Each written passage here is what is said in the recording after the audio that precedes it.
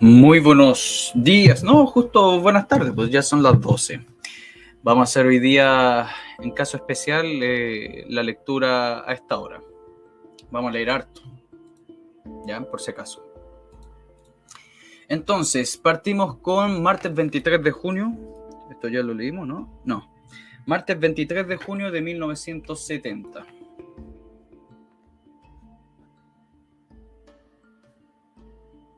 Ya. La CIA mató a Elmo Catalán. Elmo Catalán fue un guerrillero chileno que estuvo peleando en Bolivia y ahí se lo filetearon en buen chileno. Y entonces el Partido Socialista, ya en el 71, si no me equivoco, sacaron el grupo de choque del partido que se llamó el Mocatalán, por si acaso. Era muy similar al MIR, por si acaso, pero ha pasado desapercibido en la historia. Entonces vemos el compañero caído, le damos un conchito, no, dice: otro revolucionario chileno, el periodista Elmo Catalán Áviles, ha caído en la lucha por la liberación de Bolivia. Anteriormente fue Rigoberto Zamora Sazo, un obrero. Ambos estuvieron incorporados en el Ejército de Liberación Nacional, ELN, que fundara en Bolivia el comandante Ernesto Che Guevara. La muerte de Elmo Catalán toca muy de cerca Punto Final, que lo contó entre sus colaboradores hasta que él decidió marcharse a cumplir su deber revolucionario. Para nosotros un gran orgullo haber sido sus compañeros. Su acto de consecuencia revolucionaria al sumarse al glorioso ELN de Bolivia le sitúa junto a otros periodistas de América Latina como Fabricio Ojeda, Jorge Ricardo Massetti, Juan García Elorrio, Emilio Jauregui, que han entregado su vida en esa guerra antiimperialista que comienza a librarse en el continente. El ejemplo de ellos es un estímulo para luchar. Su nombre sin duda es un legado honroso para las nuevas promociones de periodistas revolucionarios que se incorporan a la lucha liberadora. En esta lucha, no obstante, nadie puede dejarse sobrecoger por el dolor que provoca la caída de un compañero. El asesinato de Elmo Catalán y la dirigente universitaria Jenny Keller, luego de sufrir horrendas torturas, es un crimen más de la CIA norteamericana. La CIA maneja el aparato represivo de la dictadura boliviana. Sus agentes asesinos del Che y el Inti Peredo, son los mismos que han cometido este nuevo crimen. Al historial de sangre de la CIA y de sus secuaces en Bolivia debe cargarse el nuevo asesinato. La sangre de tantos combatientes revolucionarios, tanto Elmo Catalán y Jenny Keller, convierte en deber insoslayable luchar sin regatear sacrificio porque América Latina alcance su liberación. Ese será el día de que los asesinos de la CIA y sus esbirros locales serán barridos del continente. Ese día podremos pasar a la calma de nuestros compañeros caídos y rendirle el homenaje que merecen. Ya saltémonos todo esto ya por Elmo Catalán, homenaje a un revolucionario, todo por Elmo Catalán por si acaso.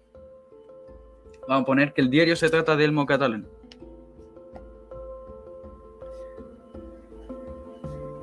Por si acaso, si hay alguna biografía interesante, ahí está, pero no la vamos a leer. Los revolucionarios deben prepararse. Ya, esto es de la página 8. Ya, veamos. En la cárcel de Valdivia, un reportero de Punto Final logró conversar con los 6 detenidos a los que le acusa practicar la inducción guerrillera, lo que vimos ayer. Ya es lo que vimos ayer. Esto también saltémonos, simplemente están entrevistándolos, pero son los guerrilleros de Valdivia. Guerrilleros de Valdivia. Página 8 y 9, me imagino. Sí. Publicidad yankee en las elecciones chilenas. Esto sí importante. Publicidad yankee en las elecciones chilenas.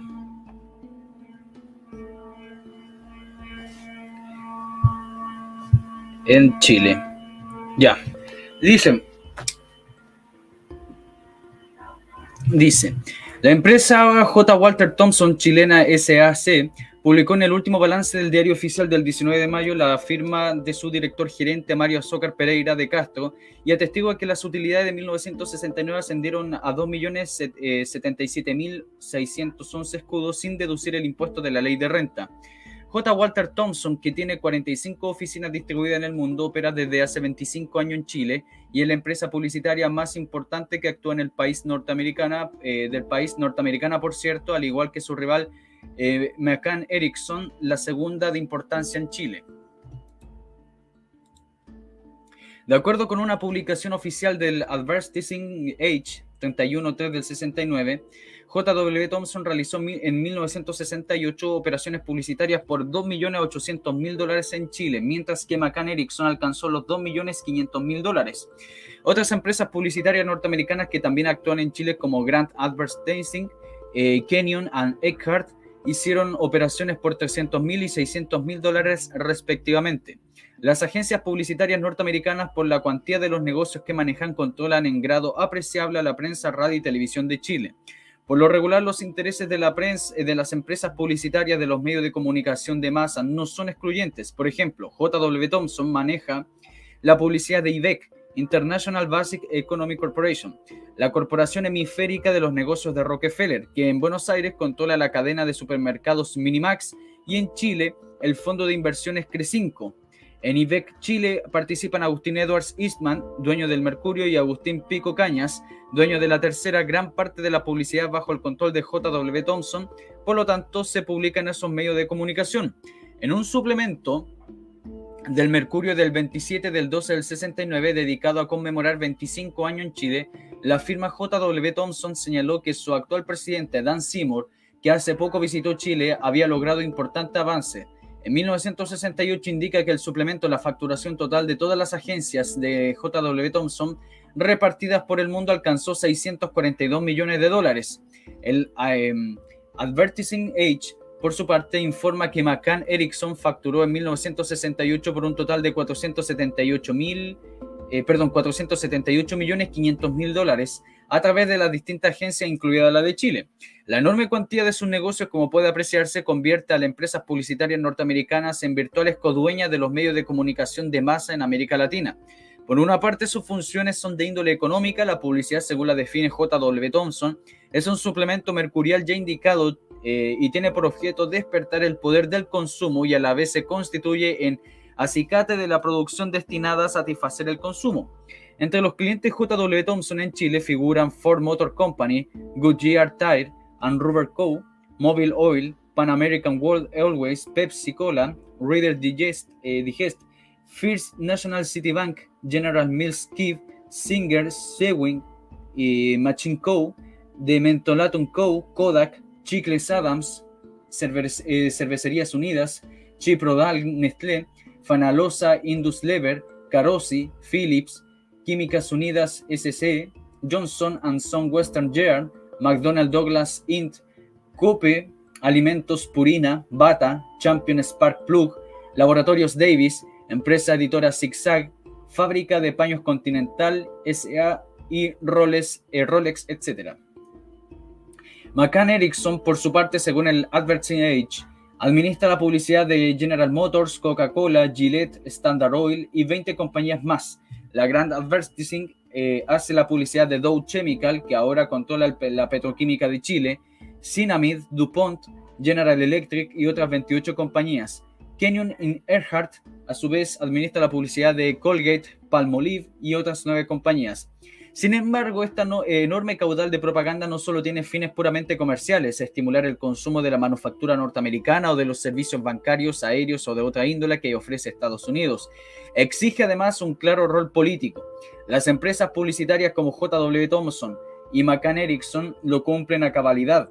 El suculento subsidio en que la práctica constituye los avisos para los diarios, las radios, televisoras, se administra con criterio selectivo y político. No es casualidad, por lo tanto, que el grueso de los anuncios publicitarios que dirijan los órganos de prensa como el Mercurio, que editorialmente respaldan la política o los monopolios norteamericanos. Numerosos órganos de comunicación de masas como la Radio Agricultura Chilena, Santiago, Minería, Corporación, Cooperativa y portales, además del Canal 9 de TV, Emelco Chilena S.A.C., La Tercera y el bloque de revistas y la empresa El Mercurio, Paula, Vanidades, Ritmo, Corim Tellado, Mampato, El Musiquero, la revista del domingo, etc., se sintieran obligados a felicitar públicamente a J.W. Thompson por su 25 aniversario en Chile. La explicación reside en que esa y las demás agencias publicitarias norteamericanas empuñan el cuerno de la fortuna que puede convertir un medio de comunicación de masas en un excelente negocio o arruinarlo bruscamente según su mayor o menor generosidad con el flujo de anuncios publicitarios. En países de mayor mercado consumidor para Estados Unidos como Brasil, Argentina y México, por ejemplo, las empresas publicitarias han secundado eficazmente los consorcios editoriales norteamericanos en una tarea que se describe como desnacionalizadora de la opinión. J.W. Thompson, por ejemplo, facturó $16 millones en Brasil, 7 millones en Argentina en el 68. McCann Erickson, a su vez, facturó $12.700.000 en Brasil y $6.600.000 en Argentina en el mismo año. El consorcio periodístico de Time Life, otra punta de lanza de los monopolios yankees, junto con Vision Inc. y McGraw-Hill, han entrado en el saco de la actividad editorial en Brasil y Argentina, operando en estrecha alianza con J.W. Thompson, McCann Erickson y Grand Advertising. Han logrado liquidar numerosas publicaciones nacionales y suplantando y editando revistas de gran lujo y amplia circulación, ya que cuentan con poderoso respaldo financiero. Un agente del consorcio Time Life, Víctor Sevitz, hasta al frente de la editorial Abril, establecida en Sao Paulo y que opera también en Argentina y México. Entre sus publicaciones argentinas figuran Panorama, 7 Días Ilustrados, 2 revistas deportivas, Claudia, Idealfilm, Contigo, Nocturno y otros tipos de pornográfico de aventura ilustradas que circulan profusamente en Chile. A ver, saltémonos todo eso porque son puras revistas. Después dice, la penetración ideológica del imperialismo toma así el disfraz de avisos de publicidad. Los medios de comunicación de masas que reciben los anuncios se convierten en vehículos que transmiten en las masas la ideología de la dependencia. Altos funcionarios de la agencia de publicidad norteamericana han pasado a organismos del ejército del gobierno de Estados Unidos. William Bennett Lewis, presidente de Kenyon y Earhart, por ejemplo, fue jefe de radiofusión de la Oficina de Información de Guerra durante el segundo conflicto bélico mundial. Paul Foley, presidente de McCann Erickson, también estuvo en la OWI y representó en Estambul, Turquía. Will C. Grant, presidente de Grand Advertising, fue miembro del Consejo Asesor para mejorar la moral de la infantería de los Estados Unidos. Sigurd Larmon, presidente de la Young and Rubicam, fue miembro de la Junta Estratégica Psicológica de las Instrucciones de Eisenhower que operó durante la Guerra de Corea. Algunas universidades norteamericanas, como la de Michigan, Harvard, reciben subsidio de estas empresas publicitarias para realizar estudios psicológicos sobre las masas consumidoras de América Latina. La de Harvard ha instalado centros de clase en Argentina y Chile, dado su valor estratégico, tales como investigaciones reciben también fondos de la Fuerza Aérea y del Departamento del Estado y la Fundación Rockefeller.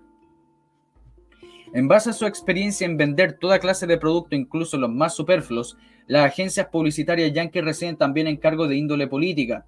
La agencia Compton Advertising tuvo en su cargo la compañía electoral del actual presidente de Venezuela, Rafael Caldera, y la Young and Rubicam dirige la compañía del gobernador de Puerto Rico, del financista Luis A. Ferré. McCann Erickson dirigió en Chile en 1964 lo que ha definido como la campaña del terror, basada en estímulos atemorizadores contra el comunismo. Un trabajo de John Frappier para la NACLA señala que posiblemente McCann y Erickson fue el canal para los fondos de los Estados Unidos. Dice posiblemente, no dice que sea. Dice posiblemente los fondos de Estados Unidos suministró a la candidatura demócrata cristiana en el 64. En este momento han reaparecido anuncios de la prensa chilena que emplean hasta fotomontajes de tanques soviéticos rodando frente a la moneda para vigorizar las prácticas publicitarias de hace 6 años. Ningún organismo político chileno se ha responsabilizado de tales anuncios, pero son elaborados y pagados la agencia de publicidad norteamericana. Interesantes datos. Dólares de la CIA en el sindicalismo. La CIA estaba metido en todos lados, pues, supuestamente para los comunistas, estaba por todos lados.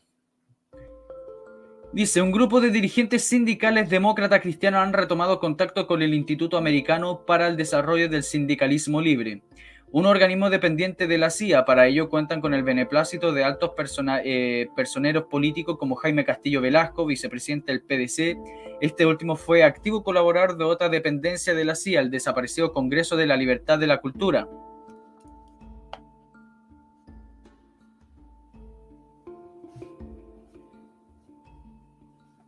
Esto que es página 12. Dice, Galás y Fernández han prestado señalados servicios del divisionismo que patrocina la embajada norteamericana. En efecto, en agosto de 1968 se celebró el último Congreso Ordinario del Departamento Nacional Sindical del PDC. Ahí se acordó participar en la CUT que los demócratas cristianos abandonaron cuando estaban en boga las aspiraciones de establecer el paralelismo sindical. Los dirigentes sindicales demócratas cristianos más conscientes del compromiso de la clase trabajadora obtuvieron que se acordara el retorno a la CUT, pero los dirigentes como Galás y Fernández procedieron a boicotear la resolución hasta que ahora mantienen a los sindicatos controlados por el PDC al margen de la CUT. Para frustrar la resolución mayoritaria, el grupo dirigido por Galás y Fernández recorrió el país subvencionado por entonces el ministro del Interior Edmundo Pérez Sujovic y otros personajes del gobierno. Después de cumplir una gira, enviaron una carta al presidente del PDC, entonces el senador Renan Fuentealba, vetando el reingreso de la CUT. El documento publicado en la revista PEC, Boletín Semanal de la Embajada Yanqui, lo firmaron entre otros Héctor Galás, Manuel Fernández, Waldo Gres, Eduardo Ramírez, Eduardo Chamorro, Gastón Gilbert y todos ellos actuales dirigentes del departamento sindical del PDC. En el plano político interno demócrata cristiano, este grupo ha sido manejado por el ex ministro y poderoso empresario Edmundo Pérez Sujovic, que contribuye al financiamiento. Entre otras cosas, le proporcionó un local en la calle 18, número 38. El grupo sindicalista apoyó a Pérez Sujovic para pagar sus favores. En la Junta Nacional, que rechazó la tesis de la Unidad Popular planteada en mayo en el año pasado por Tomic, el sector rebelde, que luego constituyó el MAPU y el tercerismo. Ojo, a ver, quiero dejar claro, en esta época, final del gobierno de Frei y en el periodo de la UP, la democracia cristiana se dividió 5 veces. Parte de la democracia cristiana, y la democracia cristiana siempre ha estado como buen partido de centro, una parte mirando a la derecha y otra parte mirando a la izquierda, pero generalmente la mayoría miraba a la izquierda. Luego, con la influencia de sacerdotes izquierdistas que llegaron a Chile, y eso todo lo pueden encontrar en el libro Cristianos por el Socialismo, estos sacerdotes eran, podríamos considerarlo como demócratas cristianos, pero izquierdistas, muy izquierdistas. En algunos casos, criptomarxistas.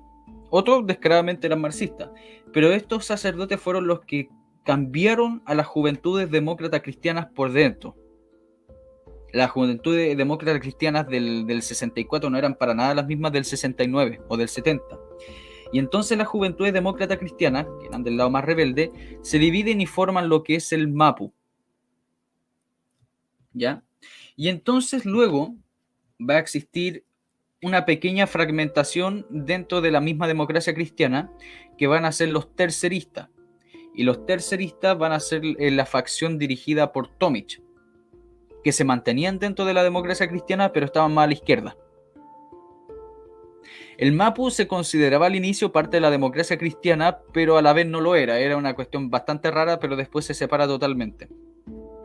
Luego de eso, si no me equivoco, en el año 70 también va a existir otra fragmentación dentro de la democracia cristiana, que va a ser la denominada izquierda cristiana. Y ojo, dentro del MAPU, la gran mayoría de los miembros del MAPU seguían siendo católicos marxistas, pero después se iban a definir marxistas católicos. Y la izquierda cristiana mantenía el título de cristianos marxistas. Esa era la diferencia, esa era la correlación de nombre.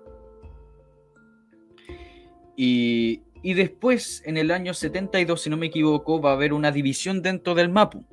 El MAPU se va a fracturar en dos partes. En base a los dirigentes máximos del MAPU, que uno va a ser Gasmurri y el otro va a ser Garretón. Entonces después, si no me equivoco, Garretón va a ser el que va a generar el MAPU obrero campesino, que va a estar más cercano a la gente que transaba dentro de la Unidad Popular, dentro de la línea, entre comillas, pacifista del Partido Comunista. Y por el otro lado, Gasmurri va a ser el que va a seguir manteniendo el MAPU. Uno va a ser marxista-leninista, de la línea del MIR, o sea, de la Revolución Armada, y otro va a tener tintes medios maoístas, pero se va a mantener en la línea del diálogo, como primera opción, entre comillas. Y eso va a ser la democracia cristiana. Y obviamente otra parte de la democracia cristiana, que era la denominada facción derechista, se va a mantener y van a ser los primeros que van a intentar a generar parlamento con la derecha y van a generar lo que es la CODE. Pero en fin, me fui para otro lado. Pero eso es interesante. Con antigua experiencia divisionista, fueron los impulsores primero de la MUCH, asesorados por la Promoción Popular, y luego de la UTRACH, también fracasada. Estos dirigentes sindicales han seguido funcionando activamente, funcionando activamente para retomar contacto con la IADCL y la Embajada de Estados Unidos. Esto ocurre aun cuando está vigente el acuerdo del Congreso Nacional del PDC que prohíbe las relaciones con las agencias sindicales de la CIA. Galarza y Fernández, estimulados por Jaime Castillo Velasco, ahora vicepresidente del PDC, han creado una corporación privada que, financiada con la ayuda yanqui, intentará desarrollar una nueva visión sindical divisionista. Algunos parlamentarios del PDC, como el senador Ricardo Valenzuela y los diputados Bernardo Leighton y Carlos Garcés, este último tesorero del PDC, han dado su respaldo a la operación de los audaces autores que llaman a la liberación del movimiento sindical. Sin embargo, el verdadero gestor de esta maniobra es un antiguo experto demócrata cristiano en ayuda norteamericana y se trata de Sergio Vergara Balbontín, presidente de la CIEP, Corporación del Instituto de Educación Popular. Al menos algunas de sus peticiones de ayuda financiera extranjera han alcanzado notoriedad pública. Sergio Vergara, constante viajero de Europa y Estados Unidos, ha conseguido buenos contactos para la aventura ideada por Galarza y Fernández, ambos ex obreros de la industria Mademsa, ahora prósperos magnates sindicales. Simultáneamente, el gobierno echó a andar un organismo oficial que respalde lo que se está tramando entre el Grupo Aventurero Demócrata Cristiano y el IADCL. Se trata del Instituto Laboral y el Desarrollo Social y fue creado por el DFL-4 en febrero de 1968. Pero solamente en el segundo semestre de 1969 se le dotó de fondos para que actúe en vísperas de las elecciones. Ofrece cursos de capacitación para obreros de la sede que mantiene en Triana 853 de Santiago. Su ejecutivo Luis Alberto Costa, director Osvaldo Núñez, ejecutor de programas, hacen la costosa propaganda en diarios y radios anunciando cursos sobre contratos de trabajo, negociación colectiva, oratoria básica, conducción de grupos, legislación laboral, etc. Aparte de solucionarles sus problemas económicos, un grupo de jóvenes burócratas que se desempeñan como profesores del Instituto Laboral se dedica a fortalecer la nefasta política puesta en práctica del actual gobierno en relación con los trabajadores. El IADCL y la CIA. El IADCL, que apenas subió Frey al poder, envió a Chile uno de sus activos agentes, que fue Serafino Romualdi. Hace ahora un nuevo esfuerzo de penetración en el sindicalismo chileno a través de los dirigentes del departamento sindical del Partido Demócrata Cristiano. El año pasado el IADCL tenía como presupuesto $29.921.000 aportados por el Departamento de Estado y la AID, 27 millones, y algunas corporaciones privadas 1 millón y el AFL-CIO 1 millón. Entre las corporaciones privadas norteamericanas que aparecen contribuyendo al financiamiento de la IADCL figuran nuestras conocidas Kennecott Copper Corporation, la Anaconda Company, The Grace and Company, The International Telephone Telegraph, la ITT, Coppers and Company, Standard Oil, New Jersey Gillette, Reader Digest, Pfizer International, Otis Elevator Company, National City Bank, etcétera, etcétera, etcétera. Saltémonos. Becas para estudiar el sindicalismo en Estados Unidos o en algún país europeo son generosamente distribuidas entre dirigentes obreros de agentes de la IADCL. En Chile esa labor se ve complementada con la actividad de INACAP, que también otorga becas menos apetecidas. Unas otras son distribuidas por personas como el consejero del Banco del Estado Manuel Fernández Oliva, que también es consejero del INACAP, Servicio Nacional de Salud. Documentos del Senado norteamericano publicados recientemente han arrojado más luz sobre la IADCL, denunciando como otra pantalla de la CIA para su operación en América Latina. Estos documentos se refieren al interrogatorio que fue sometido George Meany, presidente de la AFL-CIO, en el Comité de Relaciones Exteriores del Senado norteamericano. El AFL-CIO, la poderosa coalición sindical yanqui, que siempre tuvo una posición demócrata cristiana. Recuerden que la AFL-CIO fue la que le puso un veto a las exportaciones chilenas en el gobierno militar. Y fue gracias a las negociaciones de embajadores norteamericanos y también la acción de José Piñera, que la FLCO no nos siguió fregando, pero recuerden que nos jodía harto esta agrupación sindical norteamericana porque no permitía que se desembarcaran los productos chilenos. Ojo con eso. La filosofía de Meany respecto al papel de los sindicatos reside en la siguiente frase: el sindicato sirve nada más que para negociar contratos colectivos. La frase constituye la médula ideológica de la IADCL. Trata de introducir en América Latina apartando de los sindicatos bajo la influencia de la lucha de las clases revolucionarias. En la sesión del Comité Senatorial de Norteamérica concurrió Minnie y se registró el siguiente diálogo entre este y el senador Fulbright. El senador Fulbright dice: la FLCO, al fundar la IADCL, lo hizo con el propósito de dirigir el comercio y el sindicalismo democrático y libre de América Latina. El nuevo presupuesto que ayuda prevé de $1 millón de aumento para el instituto en 1970 administrado por AFL-CIO. Yo me pregunto si este es el precio que nosotros pagamos al presidente George Minnie para apoyar la política de Estados Unidos en Vietnam. Minnie fue el hombre de la administración anterior y que su política, que no me atrevería a afirmar de la nueva administración de Nixon, tenga que sentirse comprometida para con él. Después dice Minnie: es un insulto gratuito de decir que nosotros recibimos un pago de apoyar la política exterior de cualquier administración. Nosotros estamos verdaderamente orgullosos de haber apoyado al gobierno de Estados Unidos, por ejemplo, en la Segunda Guerra Mundial o en Corea, y apoyarla ahora en la guerra de Vietnam. Fulbright dice: es una ocasión que el secretario de Estado Rogers fue interrogado acerca de los fondos utilizados por la IADCL bajo el contrato de la AID y dijo: este es el precio que nosotros le pagamos por apoyar la guerra de Vietnam. Después dice Minnie: eso no tiene ningún sentido, senador, eso no es así y usted no puede documentarlo en ninguna forma. Fulbright dice: bien, yo puedo documentarlo solamente con esto, se refiere a algunos comentarios de la prensa. Y Minnie después dice: a estos artículos periodísticos se refiere, entonces voy a traer artículos periodísticos que lo van a contradecir. Como se recordará, las denuncias de la revista Ramparts en enero del 67 demostraron que IADCL figuraba entre las instituciones que recibían subsidios de la CIA a través de organismos oficiales como la AID o de corporaciones privadas como la Fundación Rockefeller, Ford, Kellogg, etc. Este es el mismo IADCL que vuelve a las andadas en Chile buscando dividir a los movimientos obreros y aceitar con dólares los diversos engranajes que mueven los periodos electorales como el actual. Ya, esto es Puerto Rico, Francia, comentario ideológico que lo vamos a saltar. Fracaso de la CIA en Cuba, la represión monopólica, esto es tribuna ideológica, Estados Unidos, los chistes. No, esto también es tribuna ideológica. ¿Qué de esto? Frei se compró el río Mapocho. A ver, ¿qué pasó? Un ciudadano con el título de presidente de la República administra el Estado y jefe supremo de la nación, dice la Constitución Política de Chile, y este ciudadano cuya autoridad, artículo 71, se extiende a todo cuanto tenga objeto de conservación del orden público en el interior y la seguridad externa de la República de acuerdo a la Constitución y a las leyes que acaba de consumar la operación ilegal. Eduardo Frei Montalva se apropió de un bien público. Compró una propiedad en Vitacura e incluyó en esta adquisición el barranco y la caja del río Mapocho que queda frente al lote. La constancia está en la escritura del 14 de mayo que está hecha ante el notario Hernán Chadwick. 140.000 escudos al contado pagó el señor presidente por el terreno al lote 10B de la propiedad de la avenida Costanera Norte, esquina 5 Oriente, Vitacura. Tiene 61,50 metros de frente por 67 de fondo y pertenecía a la rentista francesa Yolanda Constanini de Chevalier.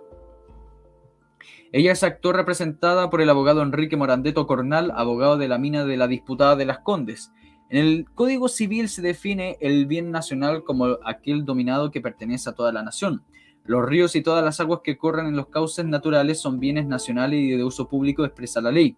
Por otra parte, el Código de Aguas establece el mismo principio al hablar de los alveos y los cauces de aguas. Este suelo es de dominio público y no accede mientras tanto a la heredad contigua. Y al definirlo dice, es el suelo que el agua ocupa y desocupa alternativamente en las crecidas y bajas periódicas. La idea que tuvo Frei la han tenido otros antes que han parado el carro. Y así ocurrió en el ejemplo cuando la sucesión del contador de Pedro de Valdivia Norte empezó a vender terrenos con el río Mapocho incluido en los lotes.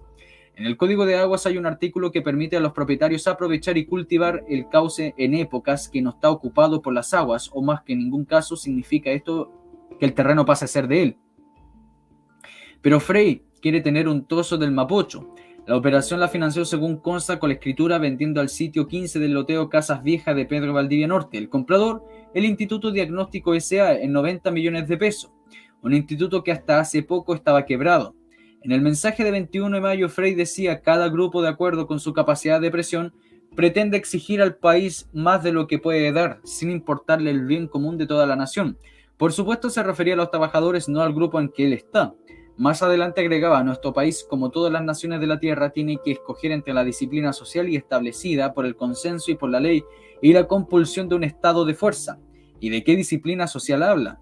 Razón tenía al afirmar enseguida que hemos recibido compensaciones superiores 1000 veces de lo que hemos realizado. Pero también hay que reconocer que el presidente es realista. Persiste en el país una tendencia desproporcionada a favorecer la aspiración ilimitadas acompañada por una carrera sin freno en el ofrecimiento de ventajas.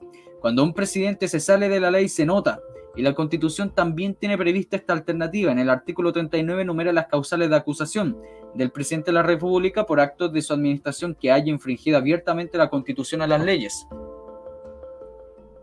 Ya. Página 28. Esto es un dato interesante, pero igual lo vamos a notar. Frey se compra el Mapocho.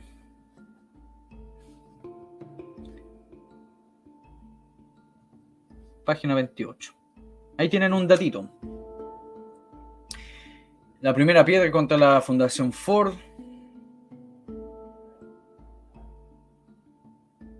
No, otra victoria en Brasil.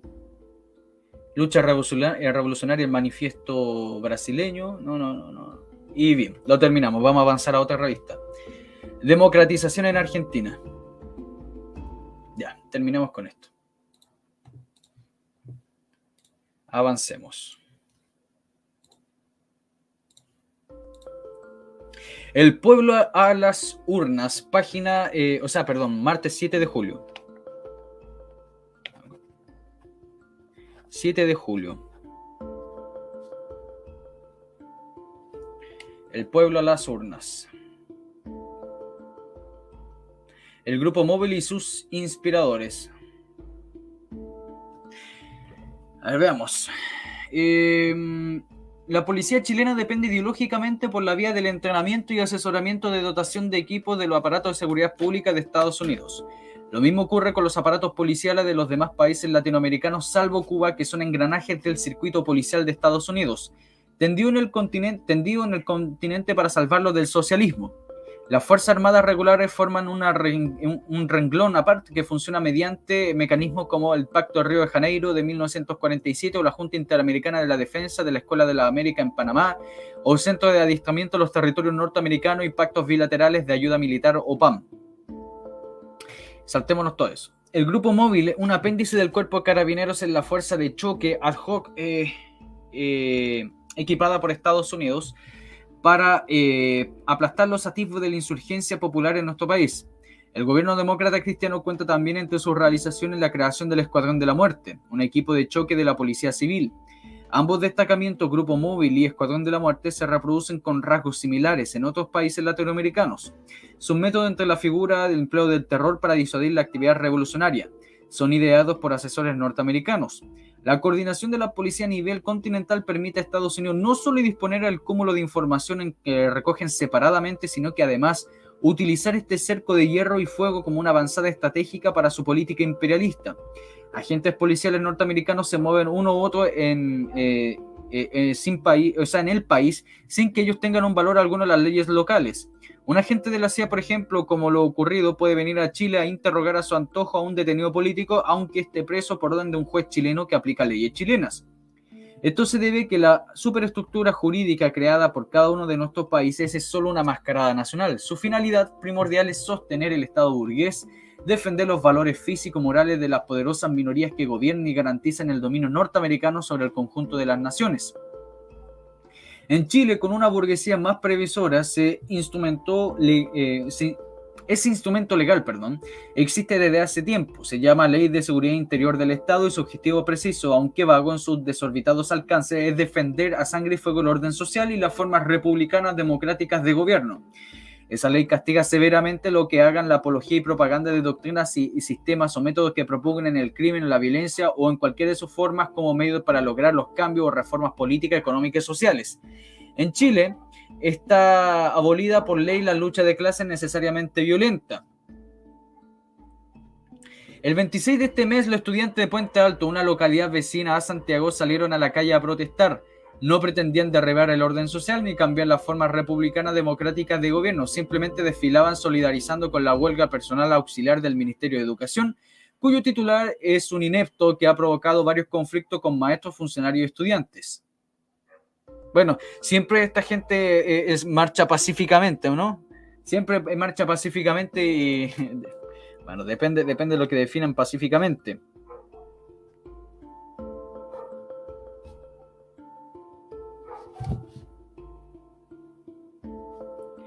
Página 4 y 5. No, 6. Ya.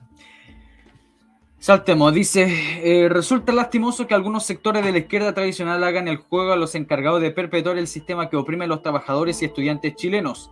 El subsecretario del Interior, Juan Achurra Larraín, de aún no aclarar responsabilidad en las órdenes que generaron la masacre de Puerto Montt, y se valió una publicación del diario El Siglo para asegurar que los incidentes de Puente Alto lo habían provocado elementos extraños. Nunca fueron ellos.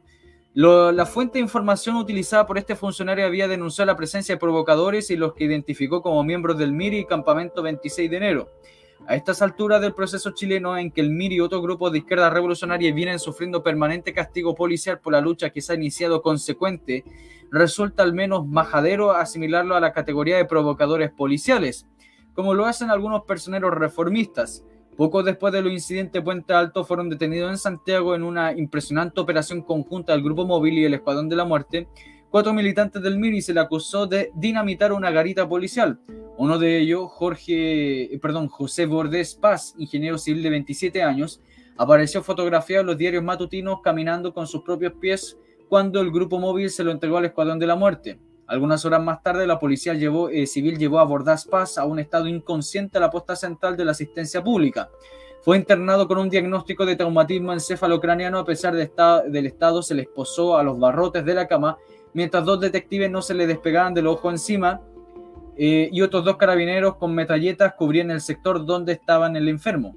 Los testimonios sobre tortura idéntica a los que venían aplicando regímenes declaradamente fascistas como el de Brasil son numerosos.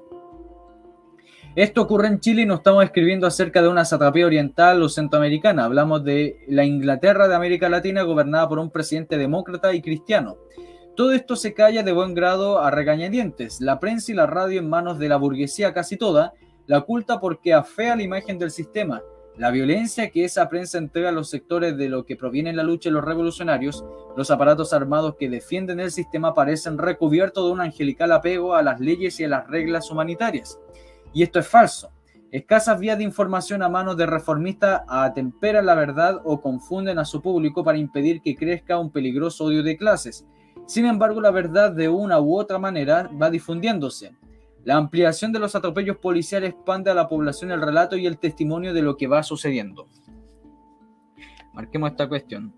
Esto es interesante porque el MIR y el Campamento 27. Página 5. Después podemos hacerle un video individual para que conozcamos a fondo el Campamento 27 de enero, pero en un futuro bien lejano. Dice, el gobierno trata en vano de ocultar o disfrazar la responsabilidad en su hoja de servicios a las formas republicanas y democráticas que se anotan 30 muertos, incluyendo los 2 niños asesinados en Puente Alto por el Grupo Móvil. La inició con 8 mineros y mujeres baleadas en El Salvador en el 66, que tengo un video si le interesa. El año siguiente, otros 5 en la calle Santiago y luego 10 pobladores muertos en Puerto Montt. También tengo un video para que lo vean. Ya, saltémonos todo eso porque es puro llanto y saltémonos acá. Después dice, la misión económica de Estados Unidos en Chile distribuye a carabineros folletos ilustrativos sobre métodos para combatir disturbios civiles y respecto al uso de agentes químicos y armas de fuego. La Agencia del Desarrollo Internacional AID, un organismo oficial norteamericano, ofrece créditos a las policías latinoamericanas para importar granadas químicas y explosivas, municiones, armas cortas, largas, ametralladoras, cascos, botas, vehículos, radio, etc. Granadas caloríferas jumbo como las que provee Estados Unidos causaron el incendio de la fábrica Saba, por el que el grupo de obreros chilenos estaban condenados a penas que suben a los 17 años de presidio. Fábricas especializadas norteamericanas como Smith & Wesson son favorecidas con grandes adquisiciones por las policías latinoamericanas respaldadas por la AID. Proyectiles lacrimógenos de gran velocidad y peso causan la muerte de chilenos, tal como en Estados Unidos lo provocan en manifestaciones de negros y estudiantes.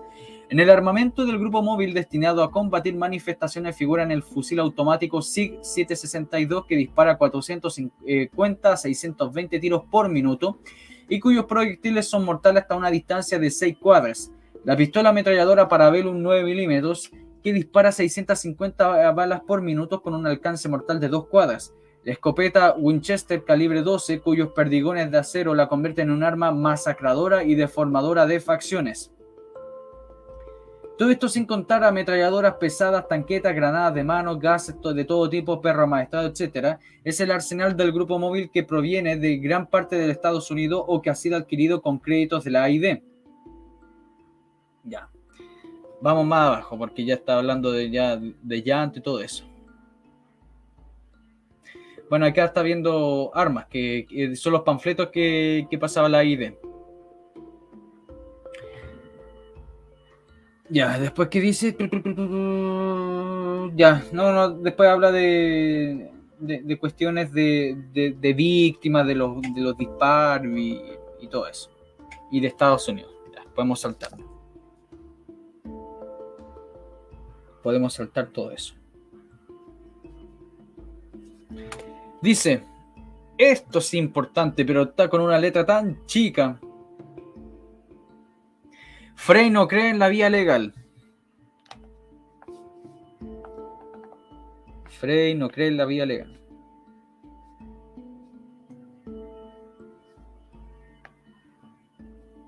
Página 8.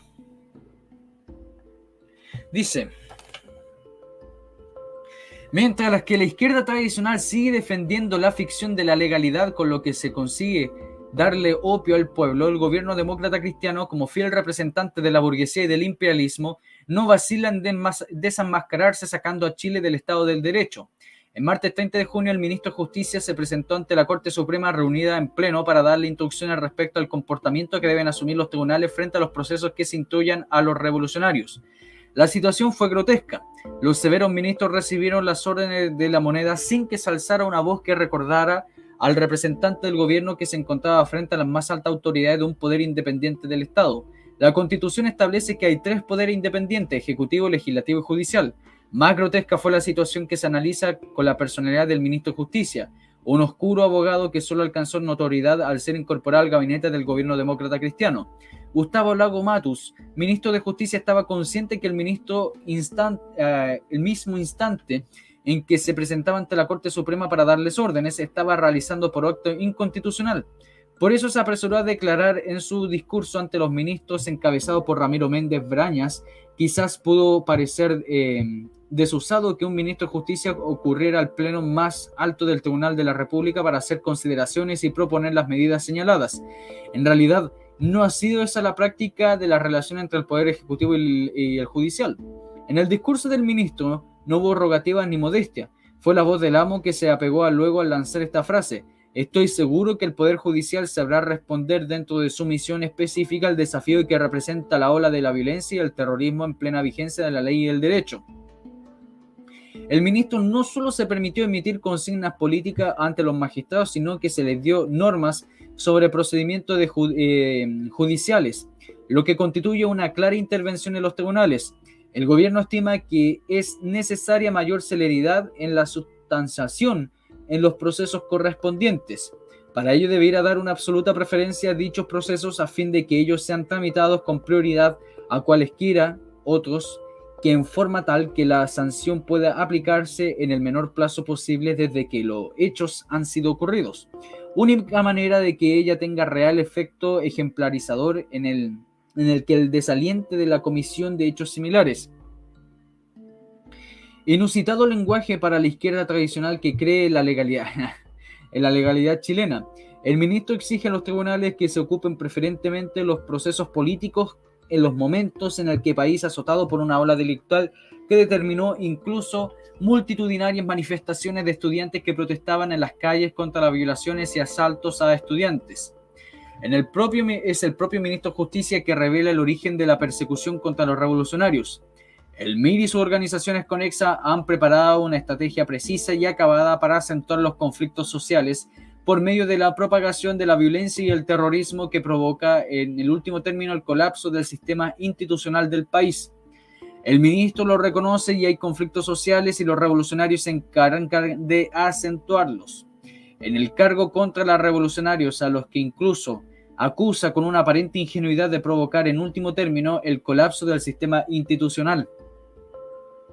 A esta altura se produce una curiosa coincidencia entre el diario El Siglo, vocero del Partido Comunista, y el ministro del gobierno burgués.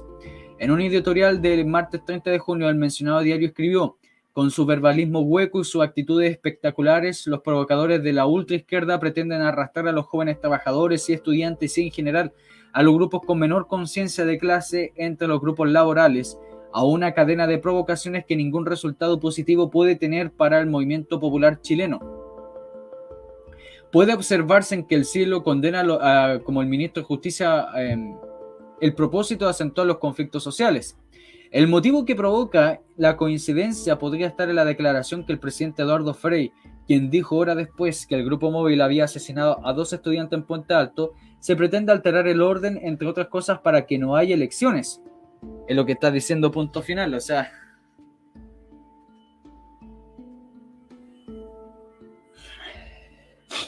Después dice: lo curioso es que los dirigentes del Partido Comunista mantienen un constante y cordial diálogo con los personeros del gobierno demócrata cristiano.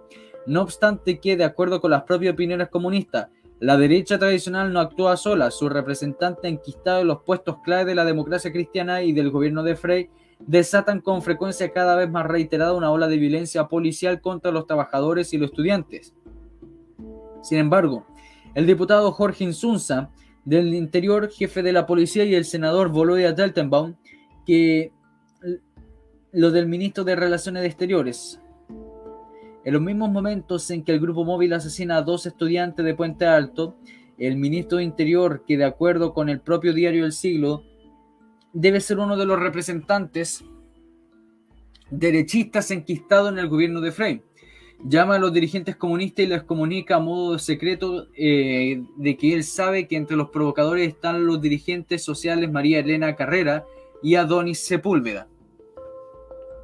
Al comentar con posterioridad la conversación del ministro, uno de los dirigentes comunistas dirá: qué curioso que no nombró a Carlos Altamirano. Para los dirigentes comunistas, el gobierno demócrata cristiano no es parte de la reacción o del imperialismo, sino el árbitro neutral, objetivo, que si bien desata con frecuencia cada vez más reiterada una ola de violencia policial contra los trabajadores y estudiantes, es un amplio frente al diálogo constructivo. El Partido Comunista ha llegado a una encrucijada para determinar, y basta citar los discursos de sus líderes o leer los artículos de su prensa.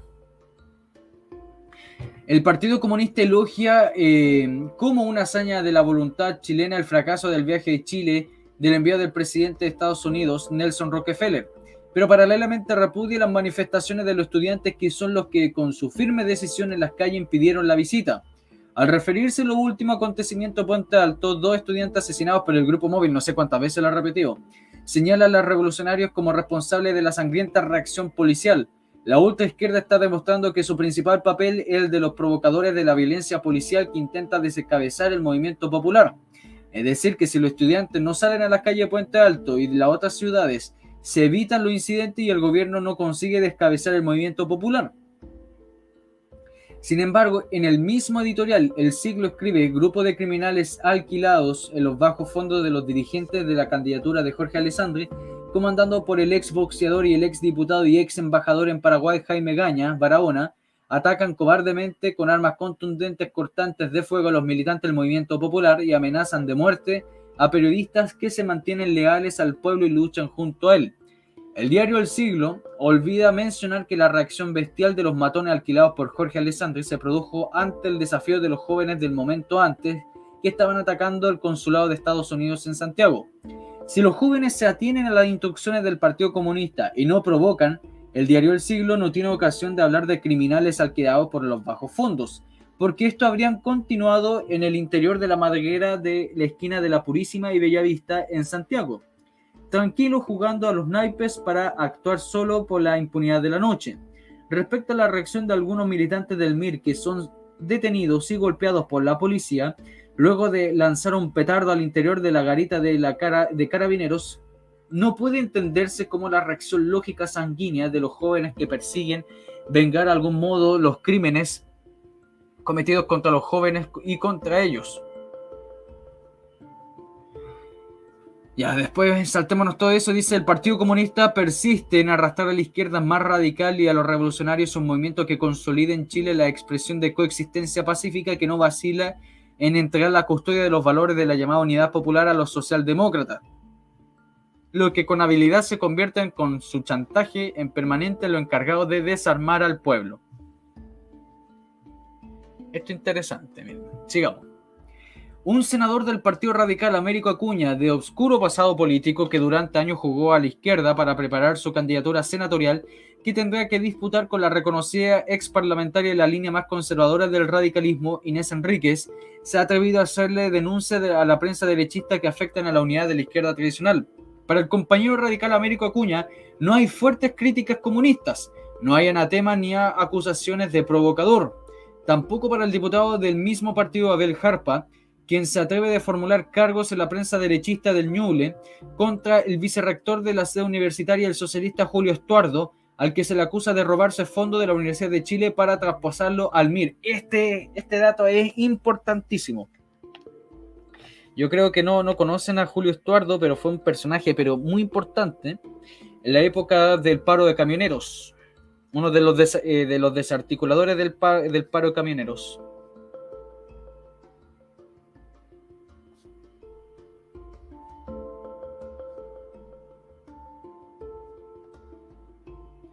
Página 9. ¿Ve? Y había gente que me decía: no leas revistas de extrema izquierda porque no hay nada bueno. Al contrario, esta gente no miente, dice las cosas como son. Usted va a encontrar mentiras de izquierda en libros como de Baradit, pero esta gente decían verdades.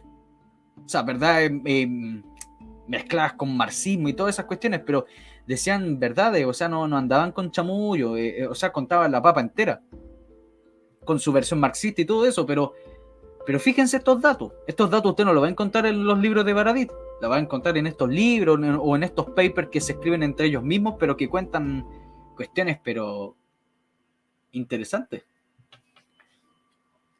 El senador Acuña puede sostener largas entrevistas privadas con Frey sin que el siglo vea con ello una provocación. Los socialdemócratas tienen una autorización dentro de la UP para injuriar a sus compañeros, especialmente a los socialistas. Su labor está clara: la tarea es desarmar el Partido Socialista del sector revolucionario, cuya tarea principal es preparar los cuadros para la lucha armada que devendrá en Chile como un fenómeno natural. Los socialdemócratas tienen muchos representantes en el comando del OP, tales como el senador Rafael Tarud, encargado de desarmar a la izquierda. Con naturalidad señalan que si los socialistas tienen candidatos, que deben dejar a los demás que impongan las reglas del juego para evitar de su propio lenguaje de que se le arranque con los tarros. Dentro del movimiento revolucionario chileno hay dos grandes corrientes: las que se identifican con la línea del Partido Comunista, que sostiene que incluso sin conquistar el poder se puede hacer crecer el movimiento revolucionario en una tarea tenaz, en la cual se usen además los medios que la burguesía pone al alcance. La otra corriente es la que considera que incluso los revolucionarios pueden habituarse en el sistema vigente a tal punto que pierdan todo interés de destruirlo para reemplazarlo con el socialismo. La urgencia del proceso político del enfrentamiento de las dos grandes líneas de carácter pasional. El sector revolucionario, que no estuvo de acuerdo con la participación de la nueva falsa electoral, terminó por moderar el tono de su crítica a esa línea que respetó el pueblo, que se ha comprometido con ella a merced de la orientación dada por sus preconocedores. El sector revolucionario, no obstante, estima que no puede aceptar el desarme pedido por los socialdemócratas en nombre de la unidad, y que puede demorarse en cuanto determinan a la burguesía y al imperialismo. Eduardo Frei, dentro del proceso político actual, no es como se cree el Partido Comunista, pese a las buenas relaciones con él, que mantiene un árbitro neutral y objetivo. El hecho es que elogia al PC en declaración a periodistas extranjeros, destacándolas como un partido de orden, no significa que Frei sea procomunista. Cache, pues a Frei, po. Se fijan las volteretas de los DC, si los DC deberían participar en el Circo du Soleil, un circo chino. Aun cuando Frei y su ministro del Interior, Patricio Rojas, incluso el candidato demócrata cristiano Radomiro Tomic, repitan una y otra vez: da gusto entenderse con los comunistas porque son los únicos inteligentes y organizados de la izquierda, y además saben hacia dónde van, El odio natural que ellos sienten por el socialismo les llevará a jugarle una trastada al pueblo dentro del terreno legal o fuera de él. No debe olvidarse que el pronunciamiento militar del 21 de octubre del 69 estaba oportunamente en conocimiento de la moneda, la que no hizo nada para detenerlo y que posteriormente hombres del gobierno comentaron que el más asustado era el Partido Comunista, que sería el principal víctima bajo una sonada militar. La moneda, junto a la reacción y al imperialismo, desata la campaña del terror porque sabe que ella impresiona a los socialdemócratas y a los verdaderos revolucionarios. La maniobra de crear fricciones de la izquierda tradicional es ahora el juego preferido de la moneda.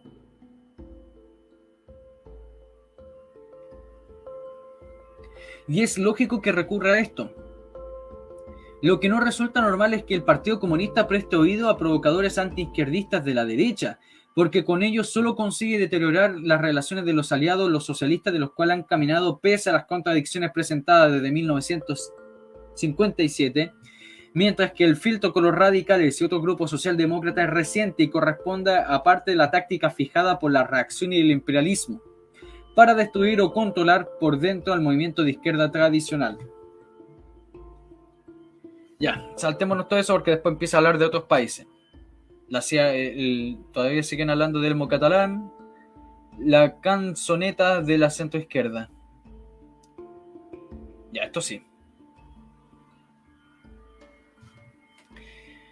En rigor, de verdad, el país estaba más fascinado por los avatares del destino italiano que se jugaba en el mundo del fútbol. Pero es ¿qué es esto? No, esto es de Italia, Esto es de Italia.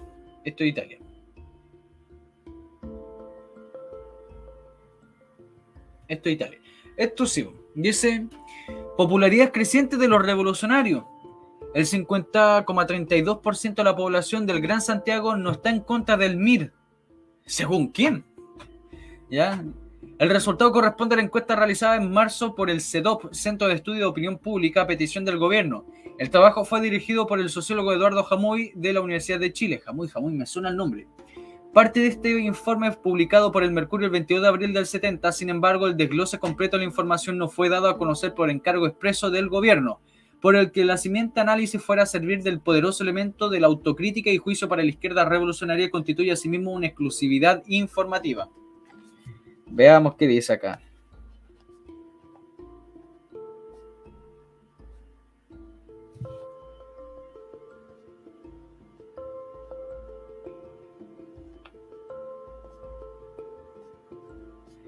Bueno, yo no me espero nada de Santiago, ¿eh?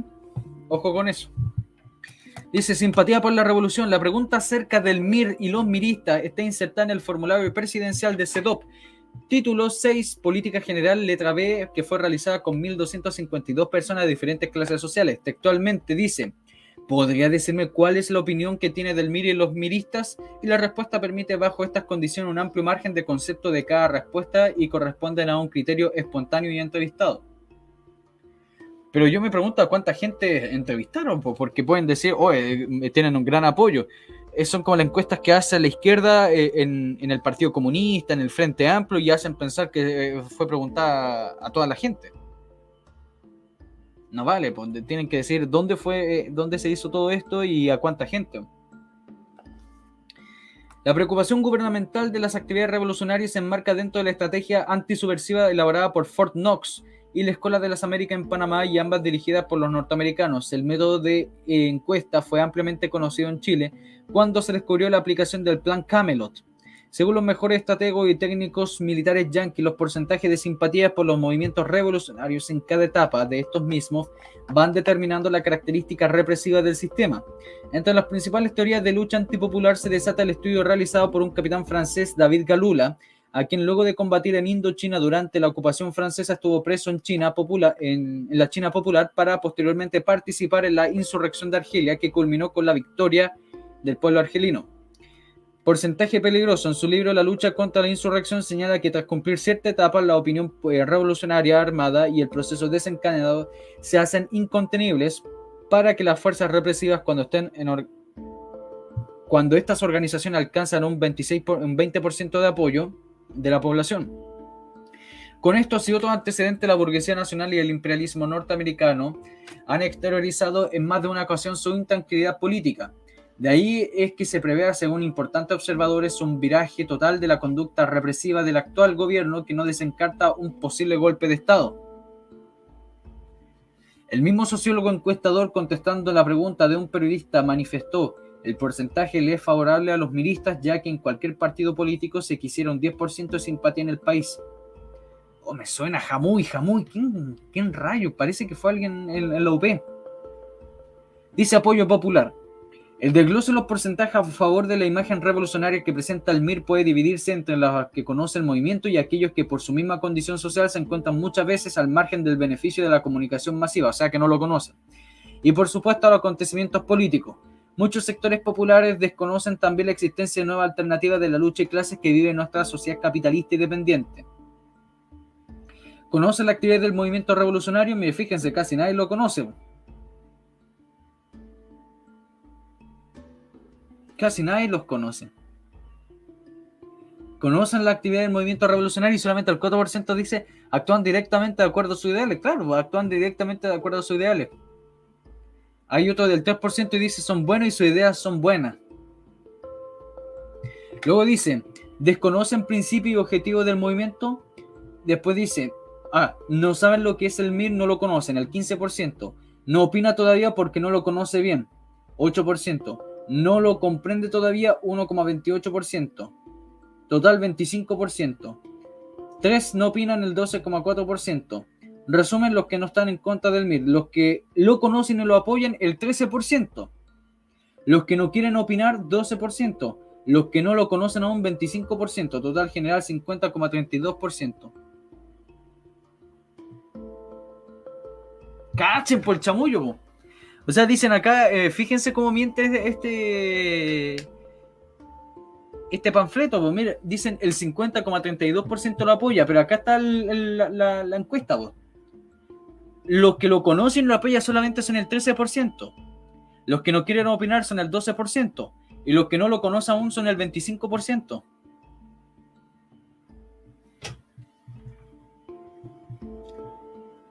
Ya veamos, después dice, un excelente porcentaje. No nos interesa pronunciarnos tampoco acerca de las circunstancias éticas que rodean este tipo de trabajo o de la intencionalidad implícita o el uso reaccionario que constantemente se hace de ello. Claro, cuando les conviene nomás. Aunque el porcentaje de apoyo activo es de un 13,8%, ahí lo dice, subió un 15% en el mes de mayo según informaciones confidenciales, según las informaciones de quién. Pues yo puedo decir, el apoyo de la derecha ha disminuido caleta y ha aumentado el apoyo de Boric. ¿Ya? ¿Y según quién? No, según informaciones confidenciales. No sirve. Opinión desfavorable. Las expresiones de repudio van desde aquellas originadas por una concepción jurídica, institucional, política, emocional o peyorativa hasta los deseos de vivir sin problemas, de tal manera que podemos establecer las siguientes categorías de opinión. Por actitud civil y política, no le gusta los revolucionarios ni la violencia, pues su acción trae problemas, el 11%. No le gusta nada de los rebeldes y no hace nada positivo, el 7%, o sea, el 19%. Razones jurídico-institucionales, no respetan las leyes y cometen barbaridades, 5%. Muy mala opinión, desprestigian a Chile, 3%. Calificativos emocionales, loco, irresponsable, el 6%. Delincuente, infame, no le gustan los asaltos, 6%. Fanático, idiota, 0,74%. Otras opiniones desfavorables, el 6,38%. O sea, el 48%, fíjense, el 48% los mandó a la cresta, al MIR. El 48% los mandó a la cresta. Y solamente el 13% lo apoya directamente, porque hay un 12% que no opina y hay un 25% que no sabe nada de ello. Pero fíjense el titular, po. Popularidad creciente de los revolucionarios, el 50,32%. Miren, po.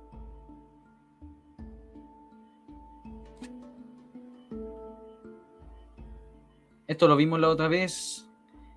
Saltamos a Elmo Catalán. Homenaje a Nicanor Parra. No. La guitarra americana tampoco.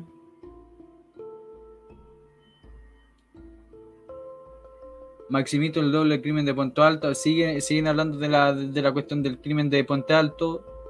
Uruguay. Acá están especulando sobre que la DC iba a hacer un golpe de Estado, lo cual sabemos que no. A ver, ¿cuánto más hay para abajo? Las torturas en Chile. Ya. Vamos lo que es la tortura. Mire, fíjense que está escrito por un tipo del BOP. Uno de los líderes del BOP. Se nos ha tachado de delincuentes comunes. Esta afirmación ya nadie la cree. El gobierno pretende cerrar los ojos ante la fría realidad. Esa realidad indica que el obrero, el trabajador, el estudiante ya se cansaron de escuchar patrañas, bla, bla, bla, bla, bla, bla. A ver, veamos. ¿Hablan de la tortura o no, po? Dice, con nuestra detención en febrero, la policía afirmó que la BOP había dejado de existir, pero nuestros camaradas, bla, bla, bla, bla, bla. A ver, dicen... El cinismo de los jefes policiales llega al extremo cuando desmienten el que se le aplique tortura a toda clase de detenido, entre ellos nosotros. Los revolucionarios hemos sentido carne propia esas torturas, ser tendido en un camastro de fierro, luego ser amarrado de pies y manos, introducción de un palo envuelto en trapo sucio y maloliente en la boca para evitar gritos, bajada de pantalón y aplicación de descarga eléctrica en la joya, en el cosito, en la boca, en las sienes, en el oído, en el estómago, en las piernas y en las manos. No digo los nombres porque a YouTube no les gusta. Eso es verdad, por si acaso. Se pisan las manos haciendo girar el taco de la bota sobre ella. Se echa agua caliente por la nariz y la boca. Patada en los riñones, pulmones, hasta provocar hemorragia. Y así innumerables torturas que dejan por los suelos nuestra falsa democracia. Esto es importante porque fíjense que siempre cuando uno piensa, ustedes pongan en Google, tortura en Chile, van a aparecer de pura imagen del gobierno militar. O sea, como que el gobierno militar se inventaron las torturas y de todo tipo. Y esto venía desde siempre.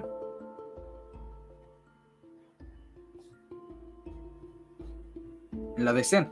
Y no por nada, Ricardo Lago fue, pues. Ricardo Lago fue junto con unas decenas de abogados, fueron los que escribieron una carta a Frey acusándolo de abuso a los derechos humanos.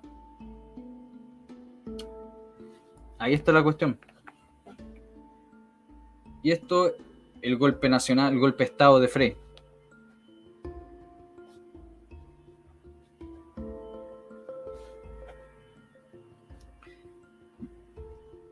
Página 31. Ya. Dejémoslo hasta acá nomás. Dejémoslo hasta acá. Saludos a todos. Saludos, Carmen, Alan Smith, Don Eliseo, Germán, Ole Kram, José Aurelio, Marco Milla, Ratcher, tenga usted un buen día también, Clau R, Nancy, Bona Senión, Jorge Ulloa, Jaguare, Alejandro. Sí, Alejandro, hay entrevistas directas de tipos del MIR. Y saludos, Laura. Como siempre les digo, recuerden dejar me gusta. Recuerden compartir. La difusión es fundamental. Este año tienen que compartir por todos lados. Si tienen 50 contactos en WhatsApp, deben compartirlo a los 60 contactos de WhatsApp. Insisto, este año es el año definitivo de la historia, que se habla del periodo del UP y del gobierno militar. Todos los activistas de izquierda, toda esta gente van a estar difundiendo a full la visión de la izquierda. Y aquí se está haciendo la contrarrevolución histórica, podemos hablarlo de esa forma. Entonces su deber es difundir, compartir. Hagan eso, comenten. Cuando vayan a otros canales, comenten, está este canal, El Viejo Historia, hablando de estas cosas. Este es el único canal de historia que está hablando de esto. Si tienen plata, poner un super chat, vayan al canal del Viejo Historia. Ayuda, todo eso ayuda. Necesitamos más gente. Todas esas cosas ayudan. Y recuerden, como siempre les digo, el canal está totalmente desmonetizado. Cualquier ayuda, cualquier aporte sirve, ¿ya? Pero todo eso es voluntario. Dios los bendiga. Nos vemos más. Mañana no creo, ni el miércoles tampoco, pero el jueves posiblemente vuelva a ser directo. Cuídense mucho y hasta la próxima. Qué bueno, Laura. Nos vemos. Saludos, Nicolás Pérez.